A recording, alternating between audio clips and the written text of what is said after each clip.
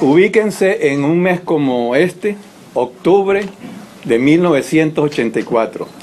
En el Congreso de los Estados Unidos se estaba discutiendo si se daba o no más o menos ayuda militar al ejército en El Salvador.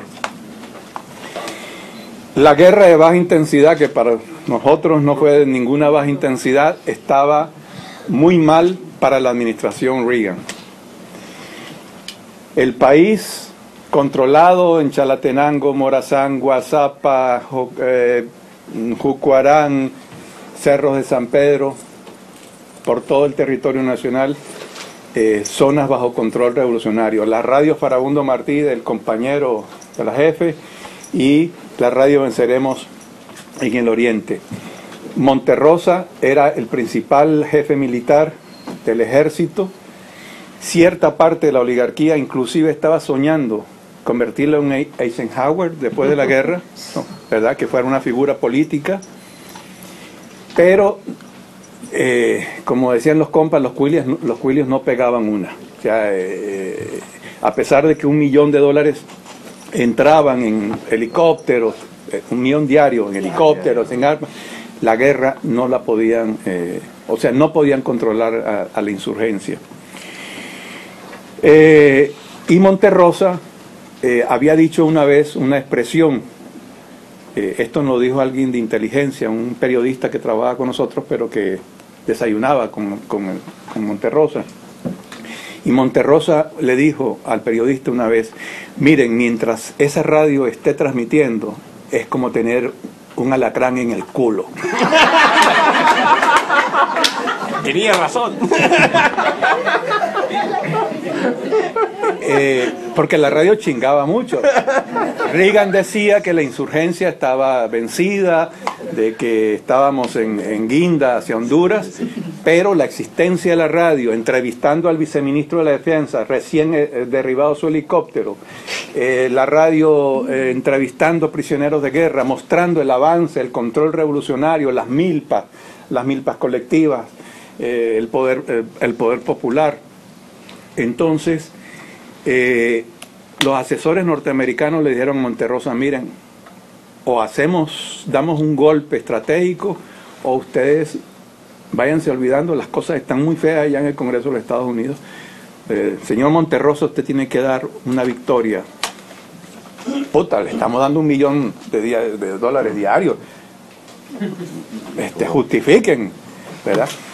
Entonces, el alto mando, Monterrosa y el alto mando preparan dos cosas: una treta política, llaman al diálogo de La Palma, que era para encubrir una operación militar, llamando en Chalatenango a que discutiéramos los términos de un acuerdo de paz, pero detrás de esa operación política venía una operación militar de Domingo Monterrosa contra la radio Venceremos, contra las fuerzas guerrilleras en Morazán. Y nosotros nos habíamos dado cuenta de que este señor tenía un ego muy inflado. Lo único que tenía inflado.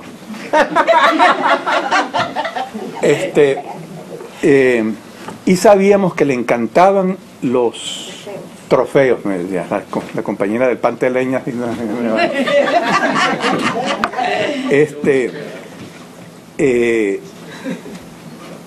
Le gustaban los trofeos, porque una vez resulta que nos lanzó un operativo, salimos, la comandancia decía retirada estratégica, pero era paja, era guinda.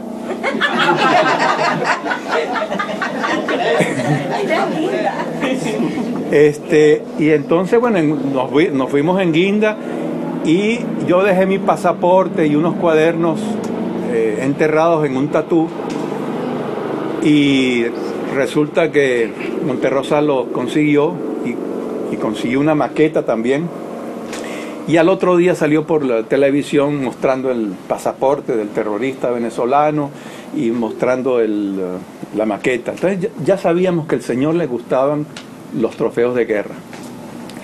Entonces, bueno, lanza el operativo.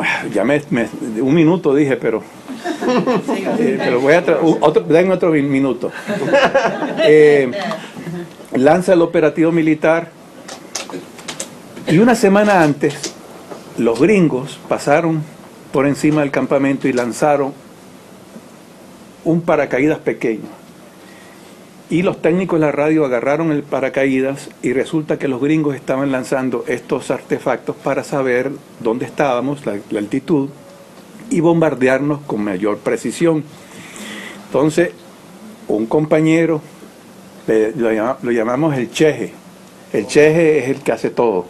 Es un pájaro, pero decimos el cheje, ¿verdad? Es quien es carpintero. Entonces, el cheje era un obrero de mexicanos que hacía de todo. Era electricista, se convirtió en técnico de la radio y descubrió que en ese volado que lanzaron los gringos había un altímetro, ¿verdad? Un voladito para saber a qué altura estaba. Agarró ese volado e inmediatamente por nuestros sistemas de inteligencia nosotros escuchábamos todas las comunicaciones del ejército. Sabíamos su vida y milagros y sabíamos a qué hora iban a llegar a hacer el ataque. Este muchacho dijo, bueno, si viene Monterrosa, démosle lo que más quiere, démosle la radio, pero démosela bien cargada, ¿verdad? De cosas nocivas.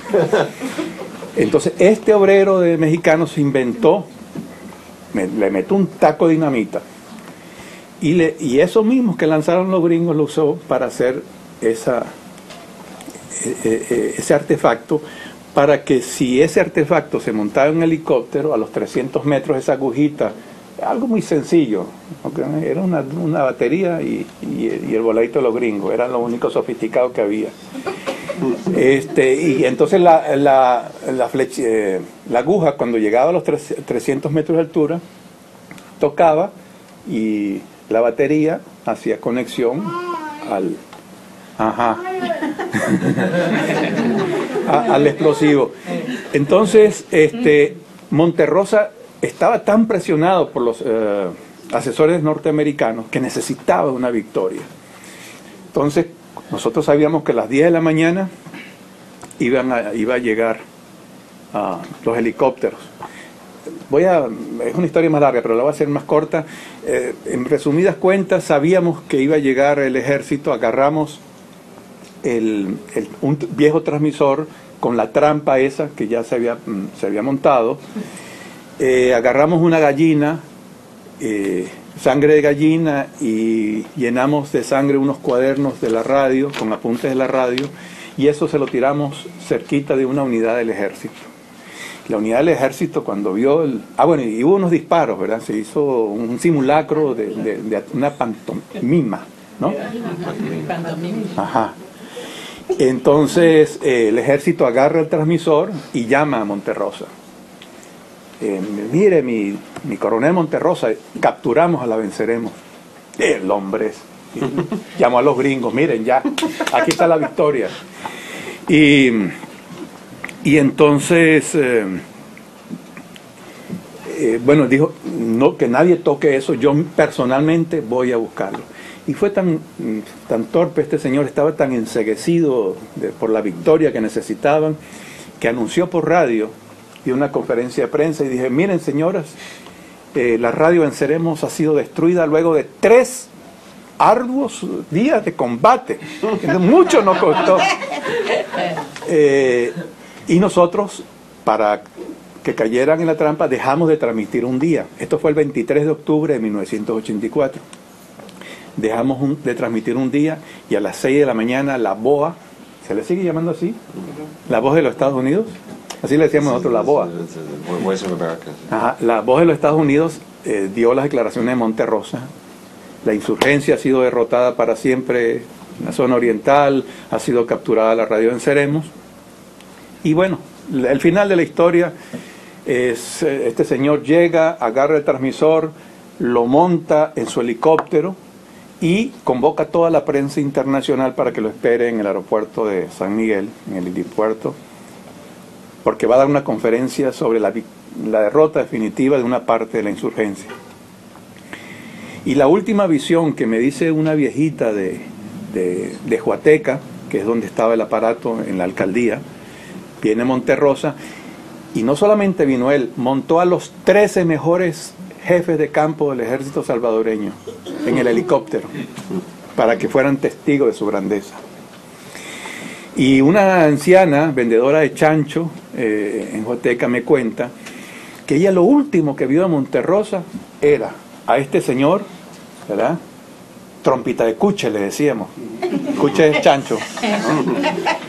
Trompita de cuche, que la última visión era de trompita de cuche con el pie encima de la radio Venceremos, del transmisor, ¿verdad? Que es una caja así. Y me dice la señora, mire, es que parecía como esas fotos de esos cazadores cuando ponen el pie encima de un león. Y así fue, la historia es esa. El helicóptero cuando llega a los 300 metros, y también tenía dos dispositivos, pero parece que el que funcionó era el de los 300 metros, con ese aparatito que nos lanzó el avión gringo. Al llegar a los 300 metros, el helicóptero estalla, y miren qué cosa, estalla cerquitilla de donde Domingo Monterrosa asesinó a 400 niños, a 1000 personas en el Mozote. Wow. ¿Ya?